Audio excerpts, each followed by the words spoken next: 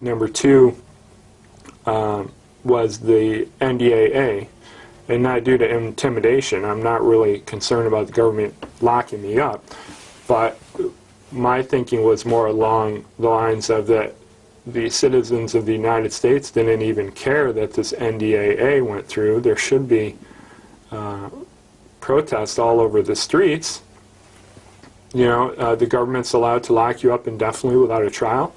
It seems like no one even cares about this. You know, they care more about, you know, whatever, any topic. You know, losing union benefits in Wisconsin, for example. You see picketing at the governor's mansion in Wisconsin. I mean, literally every person in the U.S. should be out picketing or doing whatever in the streets over this NDAA.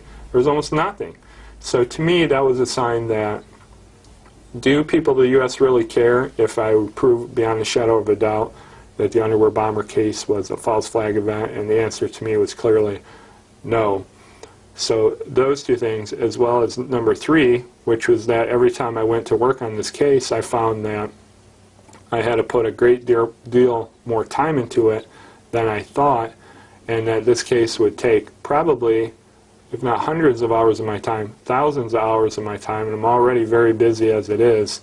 And I decided that, you know, with myself leaving the country at the end of next year, that I wasn't going to commit that kind of time into something that people don't really care about. So those are the reasons that I decided to not file the case, not due to intimidation or being paid off or anything like that. Yeah, Abdulmutallab hasn't been sentenced yet. He's actually being sentenced 2 days from now, February the 16th. And any passenger on the flight is allowed to make a victim impact statement telling how this matter has affected their life or lives. And I'll be giving a victim impact statement. Unfortunately, Judge Edmonds has limited each passenger to only 5 minutes, so it'll be pretty limited. But I will be appearing Thursday and giving a victim impact statement.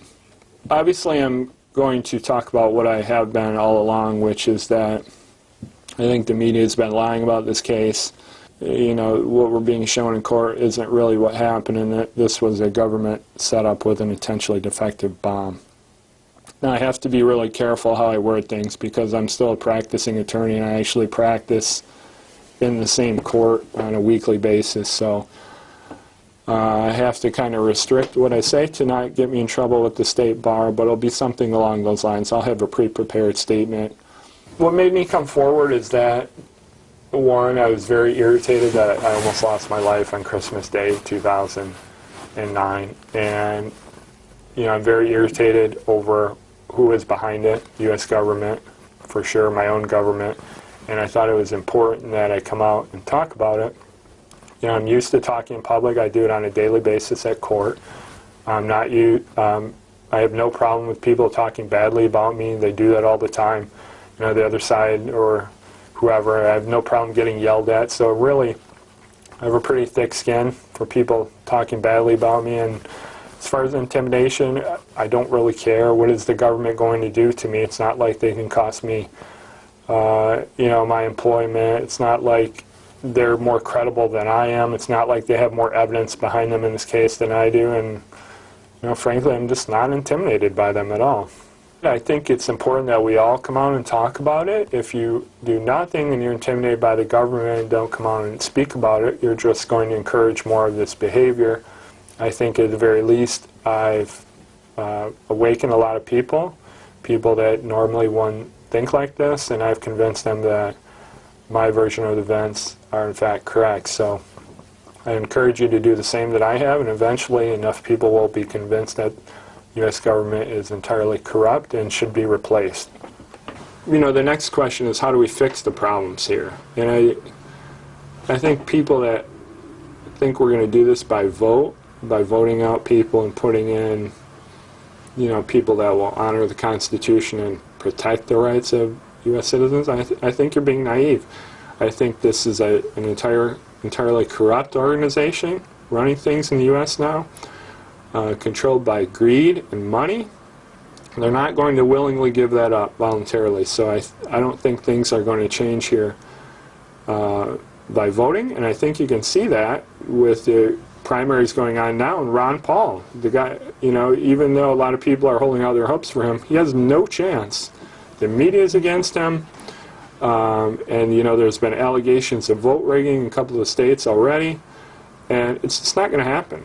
He's not going to be elected, and that's the sort of thing you'll see in with any candidate that might try and change things. That's what you're going to get, and it's just not going to happen. So I don't think things are going to change. They're going to get worse and worse and worse until there's total economic and political collapse here, and this becomes a total dictatorship. I don't know. You're going to see a government collapse very soon, though, and it's only going to change due to the people rising up.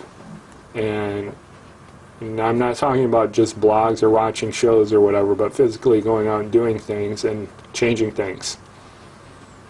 Not through elections. Since this happened, you know, a couple years ago, Christmas 2009, I've really changed my belief in regards to anything that has to do with the government. And I was just a normal citizen before that. I didn't really have any beliefs that the government was as extreme it is and so willing to violate constitutional rights and stage false flag attacks and put out propaganda. I was just a regular person, and since this happened, and you can see it from some of my early videos or writings that I made, that I really questioned what happened here. I didn't come to conclusions right away, but it's my theory on what has happened has been developed over a couple of years looking at all the evidence. So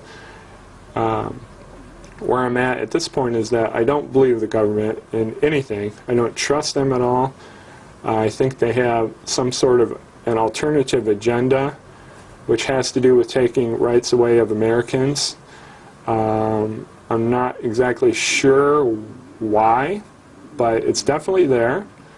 And it's not for the reasons they're saying to protect you from terrorism, but it's due to alternative reasons.